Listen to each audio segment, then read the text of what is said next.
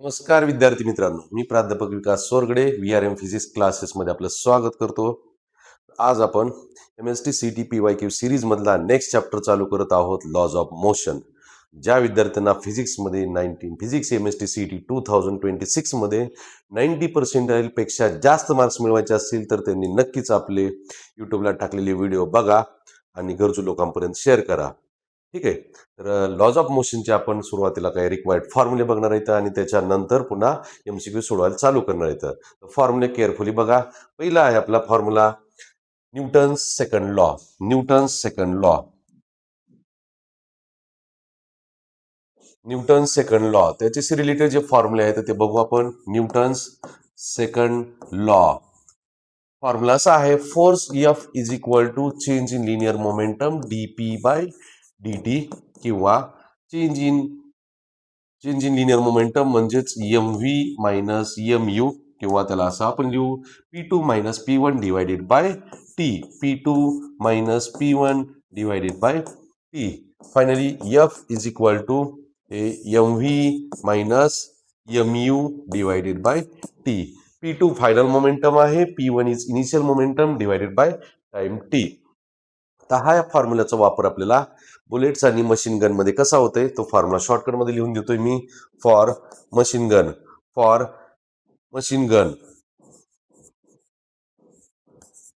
Machine gun याच्यामध्ये number of bullets fired per second जर दिलेला असेल तर F is equal to N into MV divided by T. या फॉर्म्युलाचा जास्त वापर झालेला आहे. Number of bullets per second, mass of each bullet, V is the velocity of each bullet. समजतंय? फॉर्म्युला लक्षात ठेवा, पाठ करा. ओके. नेक्स्ट पार्ट याचा आहे न्यूटन सेकंड लॉचा. F is equal to MA. F is equal to MA. हा पण न्यूटन सेकंड लॉचाच फॉर्म्युला आहे. त्याच्यानंतर नेक्स्ट पार्ट आपण बघू यातलाच. इम्पल्स. इम्पल्स त्याचा सिम्बॉल आहे G. त्याचा फॉर्म्युला आहे G is equal to force into time. जर समजा आपल्याला फोर्स टाइम ग्राफ दिलेला असेल तर त्या ग्राफचा एरिया घेतला तर आपल्याला मिळतंय इम्पल्स. फोर्स टाइम ग्राफच्या एरियामधून इम्पल्स मिळतंय. Area of force time graph. Area of force time graph. याच्यामधून आपल्याला काय मिळते बघा.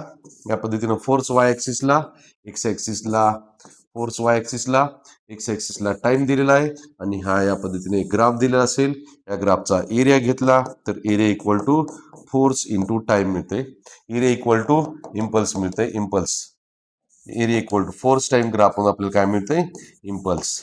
आणखीन इम्पल्सचा फॉर्म्युला आपण बघू आपण काय देते. फोर्स इंटू टाइम इथं दिसतंय, इकडे लक्ष द्या. फोर्स इंटू टाइम हा जो आहे dp, F equal to dp by dt. Time जर इकडे मल्टिप्लिकेशन मध्ये आला, फोर्स इंटू टाइम म्हणजे चेंज इन लिनियर मोमेंटम मिळते. फोर्स इंटू टाइम म्हणजे change in linear momentum. Area is equal to impulse किंवा फोर्स इंटू टाइम म्हणजे change in linear momentum. Change in linear momentum म्हणजे MV minus MU. हे पण आपल्याला लिहिता येईल अशा पद्धतीनं. इम्पल्स कुठं फॉर्म्युला न्यूटन सेकंड लॉ मधून आणला आपण. इम्पल्स म्हणजे change in linear momentum. Impulse म्हणजे फोर्स इंटू टाइम. इम्पल्स म्हणजे चेंज इन लिनियर मोमेंटम. तर हा झाला बेसिक पार्ट. ह्याच्यानंतर आणखीन पार्ट असा आहे, तर लिफ्टशी रिलेटेड काही एक्झाम्पल्स आहेत. Lift moving upward, lift moving downward, stationary lift असेल किंवा त्या लिफ्टची स्ट्रिंग ब्रेक झालेली असेल तर बघू आपण फॉर्म्युले काय काय आहेत ते. ओके. तर हे सगळं मी रफ करतोय. लिहून घ्यायचं असेल त्यांनी स्क्रीनशॉट घ्या, नंतर लिहून घ्या. ओके.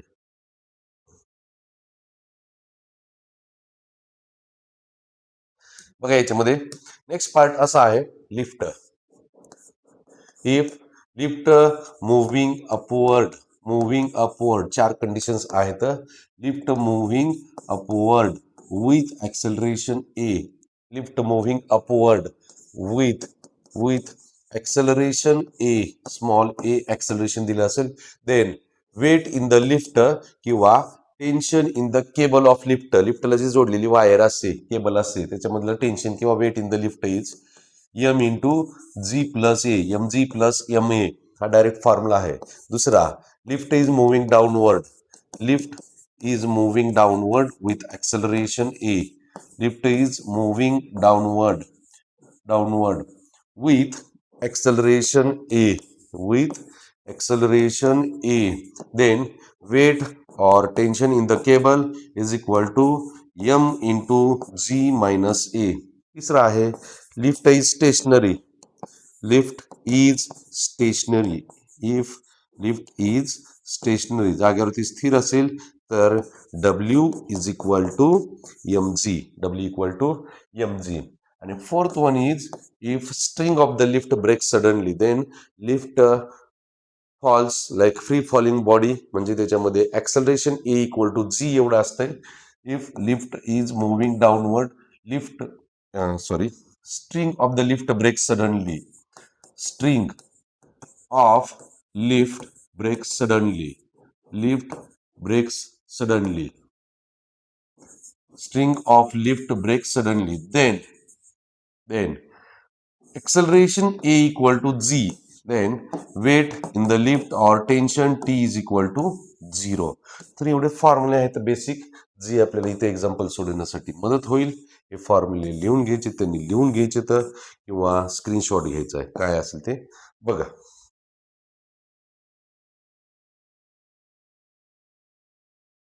झाले. त्यातले आणखी नेक्स्ट पार्ट बघू आपण. काय motion of connected bodies related काही क्वेश्चन्स आहेत. मोशन ऑफ कनेक्टेड बॉडीज हे रफ करतो मी क्लिअर सगळं. Motion of connected bodies.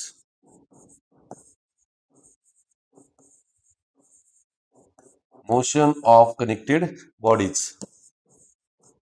दोन ऑब्जेक्ट डायरेक्टली कनेक्ट केलेले असेल मोशन ऑफ कनेक्टेड बॉडीज मध्ये, तर ही एक ऑब्जेक्ट आहे, ही दुसरी ऑब्जेक्ट आहे. एकाचं मास m1 आहे, दुसऱ्याचं मास m2 आहे आणि यांच्यावरती असलेला फोर्स F एवढा आहे. आणि ह्या दोन्ही ऑब्जेक्ट कॉमन ऍक्सलरेशन ए न मूव्ह होत येतं, तर कॉमन ऍक्सलरेशन फाइंड करता येईल. F is equal to m1 plus m2 into acceleration A find करायचंय, तर net force on the object divided by total mass m1 plus m2. हा एक simple formula. F equal to m1 plus m2 into A equal to F divide by m1 plus m2. एक झाला. त्याच्यानंतर पुढचा part असा आहे यातला, तर त्या ऑब्जेक्ट जर with the help of pulley connect केलेला असेल तर पुली, त्याला दोन साईडला एका स्ट्रिंगनं कॉमन स्ट्रिंगनं दोन ऑब्जेक्ट जोडलेले आहेत.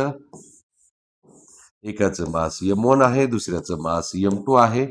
m2 is greater than m1 अशी कंडिशन दिलेली असेल, m2 is greater than m1 अशी जर कंडिशन दिलेली असेल, they move with common acceleration a. Upward चालले, डाऊनवर्ड येणारे ऍक्सलरेशन ए नच. Tension in the string T आहे, जे अपवर्ड डायरेक्शन मध्ये असते. Tension is always directed towards the point of suspension. त्याच्यामध्ये ऍक्सलरेशनचा फॉर्म्युला आपल्याला मिळतोय higher mass minus lower mass न्यूमरेटरला m2 minus m1 into G divided by total mass m1 plus m2. आणि tension in the string common tension आहे T is equal to 2 times m1 m2 into G divided by total mass m1 plus m2, दोघांची addition. हे आहेत दोन फॉर्म्युले. या पद्धतीने आपण अजून काही नवीन फॉर्म्युले येत असतील, नवीन एखाद्या क्वेश्चन मध्ये वेगळा काही फॉर्म्युला यूज झाला तर क्वेश्चन सॉल्व्ह करताना मी तो फॉर्म्युला तुम्हाला एक्सप्लेन करतो. समजतंय ना? चला लक्ष द्या, क्वेश्चन बघू आपण एक एक.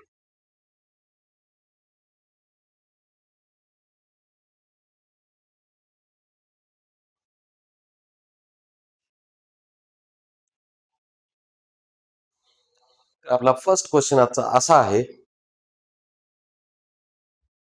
a ball is dropped on the floor from a height of 20 meter, rebounds to height 5 meter, ball remains in contact with the floor for 1 second, average acceleration during contact is. Question सोपा आहे, कधी कधी आपल्याला कायनेमॅटिकल equations use करावं लागणार आहे. इथं average acceleration म्हणजे change in velocity per minute time आहे. इथे मी डायग्राम ड्रॉ करतो जशी रिक्वायरमेंट आहे त्या पद्धतीनं. तर ही आहे ग्राउंड. इनिशियल हाईट जी आहे ती 20 मीटर एवढ्या हाईटवरून एक बॉल ड्रॉ केलेला आहे. 20 मीटर एवढ्या हाईटवरून बॉल ड्रॉ केल्यानंतर त्याची वेलॉसिटी इथं ग्राउंडवरती पोहोचताना व्ही एवढी वेलॉसिटी आहे ती आपल्याला माहीत नाही.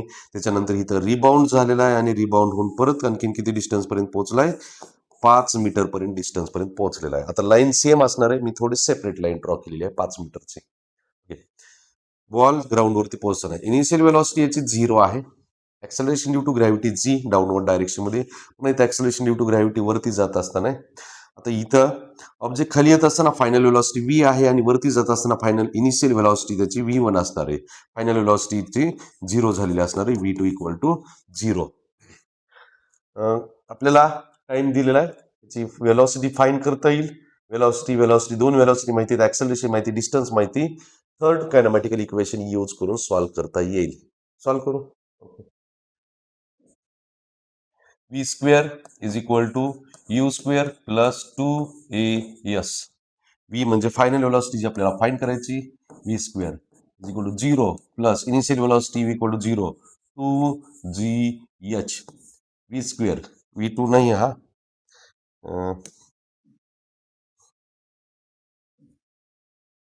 V2 नाही तो, फक्त V स्क्वेअर घेतलेला आहे. V square is equal to 2 into G ची व्हॅल्यू 10 घेतली, डाऊनवर्ड डायरेक्शन मध्ये आहे. डाऊनवर्ड डायरेक्शन मधलं ऍक्सिलरेशन पॉझिटिव्ह घेतात आणि H ची व्हॅल्यू 20 मीटर आहे. तर finally V square is equal to, हे किती झालं, हे 400 झालं. V is equal to 20 metre per second. हा असा आपला आहे फर्स्ट व्हेलॉसिटी V मिळाली. सिमिलरली आपण V1 पण फाईन करू शकतो. कसा, तर सेम इक्वेशन यूज करू आपण, कंडिशन्स फक्त अपोजिट घेऊ. कशा, वरती चालली ऑब्जेक्ट आता, V1 square V2 square V2 square is equal to V1 square plus 2AS असं लिहिलं आपण. काय म्हणतोय, V2 square final velocity square is equal to initial velocity square plus 2AS. V2 square आपल्याला 0 आहे, V2 त्याचा square is equal to V1 square जे find करायचंय प्लस 2 ऍक्सलरेशन मायनस जी घेतला इंटू H. का मायनस घेतलंय, परत एकदा रिझन सांगतोय. ऑब्जेक्ट वरती चालली, acceleration due to gravity negative लिहितात. हा 0 झाला. Okay, is equal to V1 square minus 2 into G ची व्हॅल्यू 10 इंटू H ची व्हॅल्यू 5 आली. टोटल किती झालं रे, 100. लेफ्ट साईडला आणला 100 प्लस झाला is equal to V1 square, square root घेतला, V1 is equal to 10 meter per second.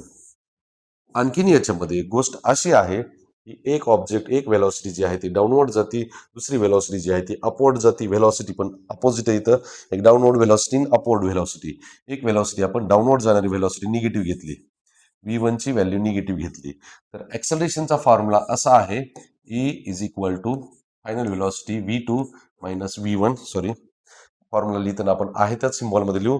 Final velocity V minus V, V1 minus V, V1 minus V divided by time T. E is equal to V1 ची value आपल्याकडे आहे 10 minus V2 ची value minus 20 आलेली आहे, divided by time 1 second आहे. A is equal to 10 plus 20, A is equal to 20 plus 10 30 meter per second square. हे आहे आपलं फायनल आन्सर फर्स्ट क्वेश्चनचं. क्वेश्चन थोडं जास्त होते, कॅल्क्युलेशन कंडिशन्स वेगवेगळे यूज केलेले आहेत. थेरॉटिकली जे सांगितले आहे त्या कंडिशननुसार लक्षात ठेवायचे. समजतंय? चला नेक्स्ट क्वेश्चनकडे जाऊ आपण. लिहून घ्यायचं राहिलेलं असेल तर स्क्रीनशॉट घ्यायचा आहे, पुढच्या क्वेश्चनकडे कंटिन्यू करायचं किंवा व्हिडिओ पॉज करायचं.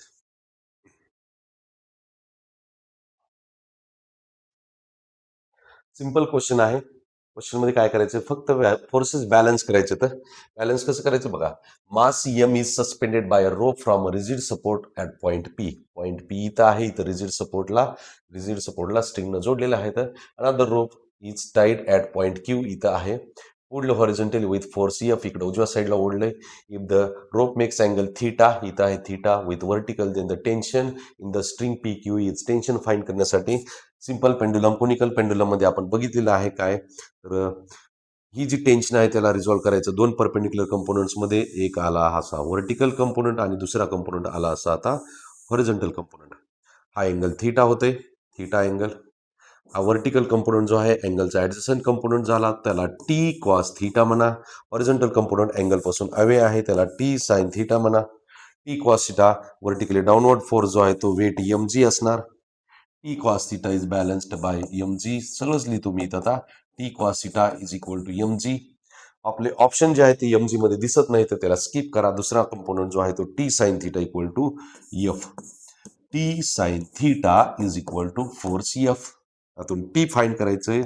T is equal to F divided by sin theta. T is equal to F divided by sin theta. या पद्धतीने एकदम सिंपल क्वेश्चन होता.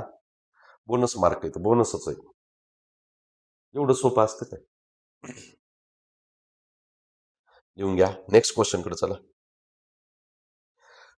मशीन गनचा क्वेश्चन आलेला. मशीन गनचा क्वेश्चन मास, वेलॉसिटी आणि number of bullets fired per second दिलेला असेल तर न्यूटन सेकंड लॉ यूज करायचा आहे. बघू. Machine gun fires bullet of mass 35 gram with speed 600 meter per second. Person holding the gun can extract maximum force. Force दिलेला आहे, mass आहे, velocity आहे, number of bullets that can be fired from the gun per second is number of bullets. Find करायचं आहे. तर त्याच्यासाठी आपण Newton second law सांगितलेला आहे मी. F is equal to N into MV divided by time T. Direct formula use करा. Force value आहे 147 newton. N by T number of bullets per second find करायचे. मासची व्हॅल्यू 35 ग्रॅम दिली, त्याचं kilogram directly आहे इथं. 35 ग्रॅमचं किलोग्रॅम 10⁻³ इंटू वेलॉसिटी दिलेली 600 meter per second. 600 meter per second. 147 is equal to N by T into, इथले 2 zero cancel होतील, इथं -1 राहील, हे 2 झिरो कॅन्सल झाले. राहिलं काय? 35 इंटू 6 इंटू 10⁻⁻1 राहिलेला आहे. ओके. -3 मधले -2 आणि +2 2 झिरो कॅन्सल झाले. 147 is equal to N by T is equal to 35 into 6 किती रे? 210 येते इंटू 210 इंटू 10⁻⁻1. हे +1 -1 यातला एक झिरो आणखीन एक कॅन्सल झाला. 147 divided by 21 is equal to N by T. N by T is equal to किती येते? 7 येते. 7 number of bullets fired per second is 7 आहे आपला ऑप्शन. सी ऑप्शन आहे, सी. ओके. समजतंय? समजायलाच पाहिजे, सोपं आहे. लिहा. नेक्स्ट क्वेश्चन बघा. Weight of a man in a stationary lift is W1 and moving downward with uniform acceleration is W2. दोन कंडिशन दिलेली इथं. स्टेशनरी लिफ्ट आणि डाऊनवर्ड चाललेली. रेशिओ दिला W1 आपण W2 4/3. Value of E is acceleration find करायची. तर simple आहे. कंडिशन काय दिली? स्टेशनरी लिफ्ट दिली W1. मी डायरेक्ट लिहितो W1 is equal to stationary lift मध्ये वेट mg असते.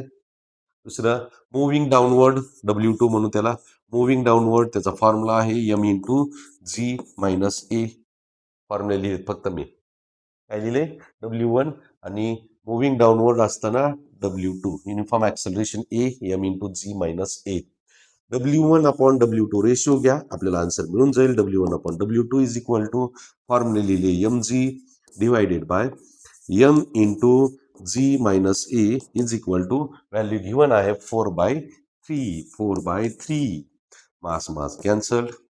हे जे राहिलेलं आहे G upon G minus equal to 4/3 लिहू. क्रॉस मल्टिप्लिकेशन करून ए ची व्हॅल्यू मिळते. पुढे लिहितो मी continue. G divided by G minus A is equal to 4/3. Cross multiplication करा. 3G is equal to 4G minus 4A. 4A left साईडला आणला. Okay. 4G minus 3G. 3G right साईडला लेफ्ट मायनस झाला. 4A is equal to G. 4G minus 3G. G A is equal to G divided by 4. A equal to G by 4. असं option आहे का? आहे की. दुसराच ऑप्शन आहे. हे मिळालं आपल्याला acceleration.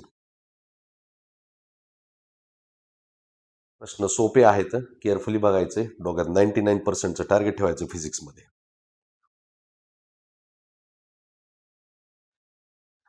Constant force act on two different. हा थोडा वेगळा क्वेश्चन आहे. फक्त न्यूटन सेकंड लॉच वापरायचा इथे बी. का?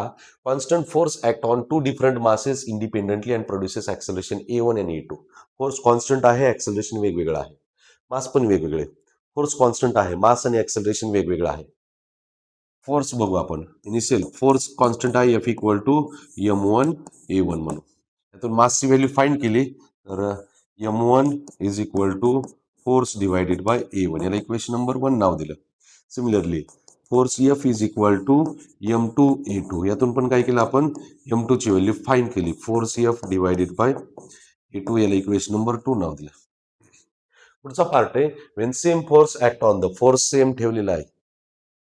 Same force act on their combined mass F is equal to combine mass m1 plus m2 into acceleration a, common acceleration जे आपल्याला माहित नाही ते फाइंड करायचंय. एक्सेलरेशन प्रोड्युस्ड इज, फोर्स आहे तसंच राहू द्या. m1 ची व्हॅल्यू लिहिलेली आपण F by a one, F by a two लिहिलेले ते लिहा. F divided by a one plus F divided by a two into a. Right साईडचा फोर्स कॉमन निघून कॅन्सल झाला लेफ्ट साईडच्या फोर्स सोबत, वन राहते लेफ्ट साईडला. 1/a1 plus 1/a2 into a common आहे मल्टिप्लिकेशन मध्ये जो फाइंड करायचा आहे तो. त्यांचं क्रॉस मल्टिप्लिकेशन करून थोडी अरेंजमेंट केली. अरेंजमेंट अशी केली, a2 plus a1 cross multiplication, a2 plus a1 divided by a1 into a2 into a. हे सगळं लेफ्ट साईडला मल्टिप्लिकेशन डिव्हिजन मध्ये आणला पार्ट. a1 इंटू a2, हे डिव्हिजन मध्ये a2 प्लस a1 किंवा a1 plus a2 is equal to a. थोडंसं वेगळा क्वेश्चन होता. वेगळं म्हणजे काय, सिम्बॉल वेगवेगळे दिलेले आहेत, घाबरण्यासारखं कारण नाही काही. समजतंय? सी ऑप्शन आहे याचं. समजले? चला नेक्स्ट क्वेश्चन कडे चला. Conveyor belt is moving with constant velocity v. Sand is being dropped on the belt at the rate of m kg per second. ही जी आहे मास पर युनिट टाइमची व्हॅल्यू दिलेली, capital M kg per second हे दिलेलं आहे. Symbol बदललाय फक्त, T ची व्हॅल्यू नाही दिलेली तिथं, पर सेकंद असं दिलेलं आहे. Force necessary to keep the belt moving with constant velocity V. तर Newton second law, M V divided by T. Force F is equal to M by T ची value capital M दिलेली, capital M capital V दिलेले आहे, असं दिलेलं, एकदम simple आहे. Newton second law, mass per unit टाइमची व्हॅल्यू कॅपिटल एम दिलेली, फक्त तेवढंच आहे, ट्विस्ट नाही काय नाही, सिंपल आहे. ह्यातला चौथा ऑप्शन आहे असं आपल्याकडं, थोडासा क्लोज झालेला आहे. एम व्ही न्यूटन आहे, एन काय आहे तर म्हणजे न्यूटन आहे, हे न्यूटनचं युनिट आहे. न्यूटन फोर्सचं युनिट न्यूटन, न्यूटन लिहिलेलं आहे ते.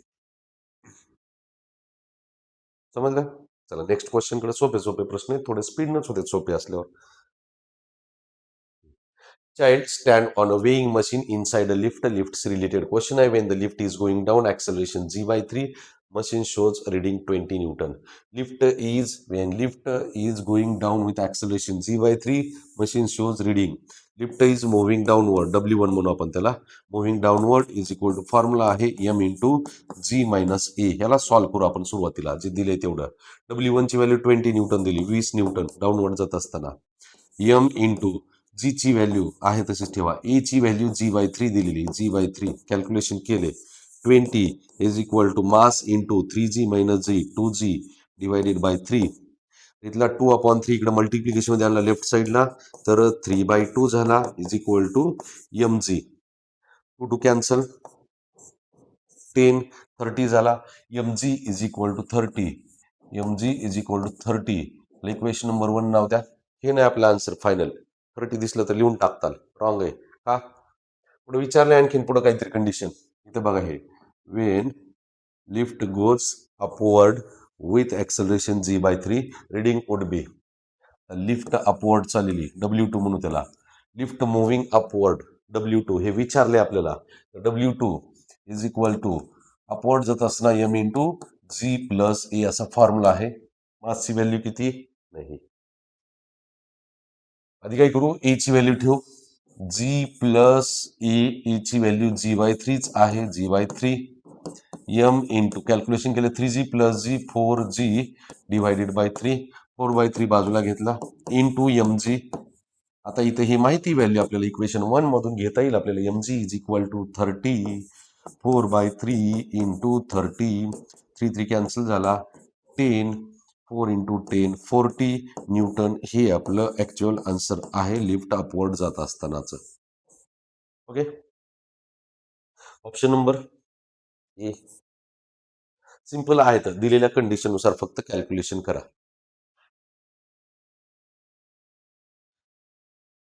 व्हिडिओ पॉज करा किंवा स्क्रीनशॉट घेऊन नंतर सॉल्व्ह करा.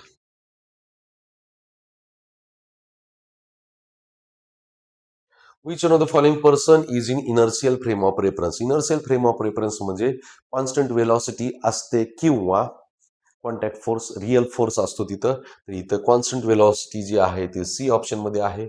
बाकी ठिकाणी स्लोईंग डाऊन वेलॉसिटी चेंजिंग आहे. मेरी गो राऊंडमध्ये जो फोर्स असतो तो सुडो फोर्स असतो. Person pilot in aeroplane which is take off करताना विमानाची स्पीड वाढत चाललेली असेल. इथं चेंजिंग वेलॉसिटी किंवा इमॅजिनरी फोर्स आहे तर इथं वेलॉसिटी कॉन्स्टंट आहे ते इनर्शियल फ्रेम ऑफ रेफरन्स आहे सी ऑप्शन. बघा इकडं क्वेश्चन मध्ये काय दिले ते बघू. नेक्स्ट क्वेश्चन आहे force is applied to a body of mass 3 kg at rest on the frictionless horizontal surface as shown in force time graph the speed of the body. Force time ग्राफचा area घेतल्यानंतर आपल्याला impulse मिळते किंवा change in velocity मिळते. आपल्याला velocity विचारलेली, change in momentum मिळते. Sorry, change in velocity नाही, change in momentum. Force time ग्राफचा area घेतल्यानंतर आपल्याला इम्पल्स आणि चेंज इन मोमेंटम मिळते. पण इथं व्हेलॉसिटी विचारली म्हणजे मास आणि व्हेलॉसिटीवरून आपल्याला मोमेंटमच घ्यावं लागेल, हे क्लिअर होते. तर आपण याचा एरिया घेऊ. Area of graph is equal to area म्हणजे इथं आपण दोन एरिया लिहिले. हा A1 आणि A2 असे दोन रेक्टँगलचे एरिया घेतले. A1 plus A2. हा बघा रे, हा रेक्टँगलचा area length into breadth 8 into 0.5 plus A2 मध्ये काय घेतलं, त्याची लेंथ 4 आहे, ब्रेथ 0.5 आहे. 4 इंटू 0.5. काही समजत नसलं स्लोली लक्ष द्यायचंय फक्त. आणि हा एरिया म्हणजे आपल्याला आता मास इंटू व्हेलॉसिटी घ्यावं लागेल. का बरं तसं म्हणतोय मी? Change in momentum initially at rest आहे, mu0 आहे. Final momentum, final velocity mv असं घेता येईल. mv is equal to, right साईडला कॅल्क्युलेशन केलं, एरिया म्हणजे इम्पल्स किंवा चेंज इन मोमेंटम. 8×45, 4 4×20, 2 मासची व्हॅल्यू 3 लिहिली. 3v इज इक्वल टू मासची व्हॅल्यू तर दिलेली 3. 4 + 2 6 घेतला. v is equal to 6/3. v is equal to 2 metre per second. हे आपलं फायनल आन्सर आहे, 2 मीटर पर सेकंद. इथं चौथा ऑप्शन आहे आपल्याकडे क्लोज झालेला, जो आहे काही सिम्बॉल्समुळं. 8, 6, 4 आणि 2 असे ऑप्शन्स आहेत. तर 2 metre per second D option आहे आपला. फोकस सोल्युशन वरती करा, डायग्राम वरती फोकस करा. ऑप्शन दिसत नाही म्हणून रॉंग झालं की काय? नाही तसं काही. Next question. हा क्वेश्चन आपण डायग्राम मध्ये सॉल्व्ह करू 100%. डायग्राम मध्येच बघा. का हा क्वेश्चन जो आहे इम्पॉर्टंट आहे, नीटला पण आलेला आहे आणि सीईटीला पण आलेला आहे. त्याच्यामुळं केअरफुली बघा काय म्हणतोय ते, लक्ष द्या इकडं. आता ही इकडून एक स्ट्रिंग जोडलेली, ही दुसरी एक स्ट्रिंग जोडलेली आहे. ह्या स्ट्रिंग मधलं टेन्शन टी आहे. ह्या स्ट्रिंग मधलं टेन्शन डाऊनवर्ड चाललंय, वेट mg एक घेतला. पुढं आता इथं आलात तुम्ही तर इथं इकडं लेफ्ट साईडला स्ट्रिंग दिसती, त्याच्यामधलं टेन्शन टी असेल. राईट साईडला स्ट्रिंग आहे, मास सेम असल्यामुळे इकडं जे टेन्शन आहे तेच टी टी टी टी सगळ्या ठिकाणी चेंज नाही झालं. हा अँगल थिटा घेतला. या टेन्शनला दोन परपेंडिक्युलर कंपोनंट्स मध्ये रिसॉल्व्ह करायचे. हा व्हर्टिकल कंपोनंट आणि हे हॉरिझॉन्टल कंपोनंट. मी काय म्हणतोय बघा आता. व्हर्टिकल कंपोनंट जो आहे इकडचा टी कॉस थिटा घेतला, याच चालू आहे, लेफ्ट साईडचं आहे ते आता. आणि हा horizontal component T sine theta घेतला. इकडे राईट साईडला जे दिसतंय त्याच्यासाठी लिहू आता. त्याचा हा थिटा अँगल आहे, अँगल ऍडजस्टंट कंपोनंट. हा टी कॉस थिटा झाला व्हर्टिकल कंपोनंट, आणि हा T sine theta horizontal component झाला. टी साइन थिटा दोघं एकमेकांना कॅन्सल करतात अपोजिट डायरेक्शन मध्ये. तर हा व्हर्टिकली डाऊनवर्ड वेट असेल, काय वेट, √2 इंटू mg. इथं पण टी इक्वल टू mg. नाही गरज तेवढी. आता हे डायग्राम मधलं सगळं मी रिझोल्युशन लिहिलेलं आहे, वेक्टर रिझोल्युशनचा पार्ट यूज केलाय. तर आता काय करतो मी, ही जी डायग्राम आहे मधला पार्ट जो आहे टी साइन थिटा कॅन्सल झाला. व्हर्टिकल कंपोनंटचं बघू. Vertically T cos theta plus T cos theta दोन कंपोनंट आहेत. टी कॉस थिटाचे ते व्हर्टिकली अपवर्ड आहे, is equal to vertically downward एक आहे √2 mg. √2 mg. यात ही जी टी ची व्हॅल्यू आहे ती रिप्लेस करायची मला. तर ती टी रिप्लेस करण्यासाठी इथं दिसतंय टी इक्वल टू mg. मग इथं घेतलं T equal to vertically downward mg. 2 into T ची व्हॅल्यू काय लिहिली, mg लिहिली, into cos theta is equal to √2 into mg. M g cancel झाला दोन्ही साईडचा. Cos theta is equal to √2 divided by 2. Calculation scientist सारखं करायचं नाही, अति हुशार लोकांचं. √2 कॅन्सल झाला सर, √2 राहिला. रॉंग 100%. असलं कोण शिकवतं तुम्हाला? काय करायचं मग? डिनॉमिनेटरचा √2 आहे, 2 आहे, त्याला √2 इंटू √2 लिहिलं. आता एक कॅन्सल होते, 1 राहिला. Cos theta is equals to 1/√2. Theta is equal to cos inverse of 1/√2. हे आपलं फायनल आन्सर आहे. त्यात पण चौथाच ऑप्शन आहे, क्लोज झालाय तो आता. डायग्राम मध्ये सगळं क्लिअर करा, डायग्राम परफेक्ट करा. वेक्टर रिझोल्युशन नसेल येत, प्रिपेअर करा, लक्षात ठेवा कसं करायचं ते. थिटाचा ऍडजसंट कंपोनंट हा कॉस थिटा मध्ये लिहितात आणि अपोजिट कंपोनंट किंवा अवे असलेला परपेंडिक्युलर दुसरा कंपोनंट आहे तो साइन थिटा मध्ये लिहितात. Okay. Which of the following is not contact force gravitational force? हा कॉन्टॅक्ट फोर्स नाही का? फॉर एक्झाम्पल अर्थ आणि मून मधला जो फोर्स आहे तो ग्रॅव्हिटेशनल फोर्स आहे. इथं स्पेस आहे मध्ये, दोन्ही एकमेकांच्या कॉन्टॅक्ट मध्ये नाहीत अर्थ आणि मून. स्पेस आहे, स्पेस मध्ये कॉन्टॅक्ट फोर्स नाही तो. बाकी ठिकाणी डायरेक्ट कॉन्टॅक्ट फोर्स आहे, ऑब्जेक्ट सोबत कॉन्टॅक्ट मध्ये असणारे फोर्स आहेत. सिंपल क्वेश्चन एकदम. काय सिंपल आहे याच्यामध्ये बघा इकडे. तर आपल्याला force on the lighter block विचारलेले, त्याला आपण M1 म्हणू, त्याला आपण M2 म्हणू. याच्यावरचा फोर्स आपल्याला विचारला F2 is equal to lighter ब्लॉकवरचा. तर नेट फोर्सचा फॉर्म्युला जो आहे F is equal to net mass M1 plus M2 into common acceleration a. दोन्ही ऑब्जेक्ट कॉमन ऍक्सलरेशन ए न मूव्ह होणार आहेत पुढे. फोर्सची व्हॅल्यू 5 न्यूटन आहे इथं. नेट मास 6 प्लस 4 झाला, 6 plus 4 into acceleration a 5 divided by 10 is equal to a. ए इज इक्वल टू 5/10, 1/2 आला. Acceleration a equal to 1/2 metre per second square. विचारले काय? Force on the lighter block. Second ब्लॉकवरचा force F2 is equal to त्याचं mass into acceleration common. F2 is equal to M2 ची value किती त्याची? 4 kg. 4 into acceleration 1/2.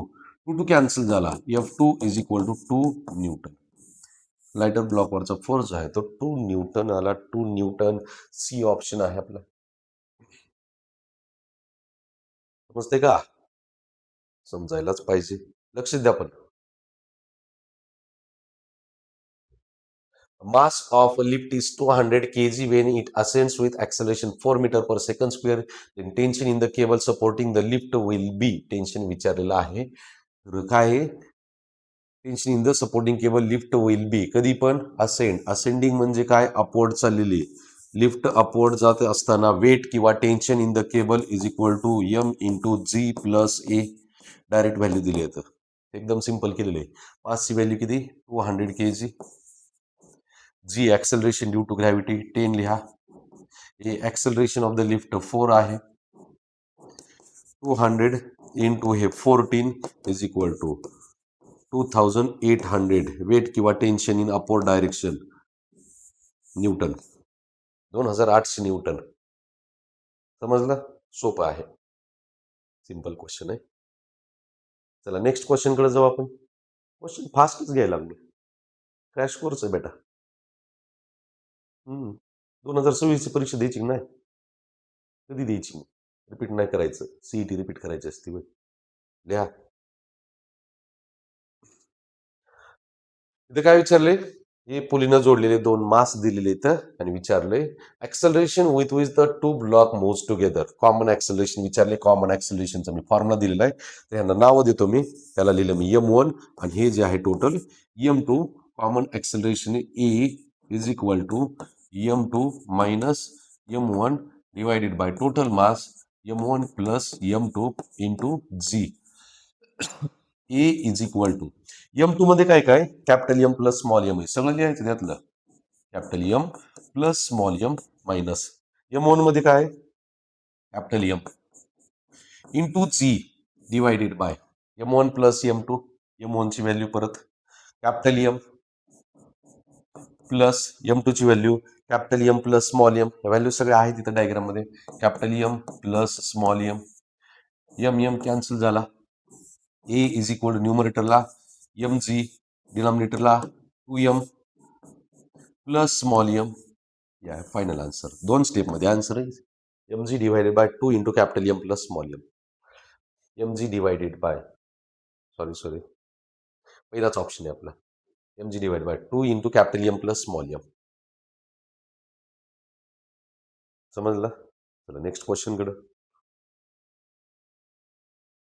Machine गनचा question आहे. Question असा आहे, machine gun fires bullet of mass 30 gram, velocity 1000 meter per second. The man holding the gun exerts maximum force of 300 Newton on it. How many bullets can be fired per second at most? Force F is equal to Newton second law NMV per minute time. Force F दिलेला आहे, ते values लिहिली आपण आता. फोर्सची value आहे 300 is equal to number of bullets fired per second विचारलेला आहे. मासची व्हॅल्यू किती आहे? 30 ग्रॅम आहे, त्याचा किलोग्रॅम करा. 30 इंटू 10⁻³ इंटू वेलॉसिटी दिलेली 1000 म्हणजेच 10⁻+3 मीटर पर सेकंद असं लिहिलं त्याला. 2 10⁻+3 -3 कॅन्सल झाला. 300 divided by 30 is equal to n/t. n/t number of bullets fired per second is equal to n/t is equal to 10. 300 divided by 30 is equal to 10. क्या है final answer? 10. Option C.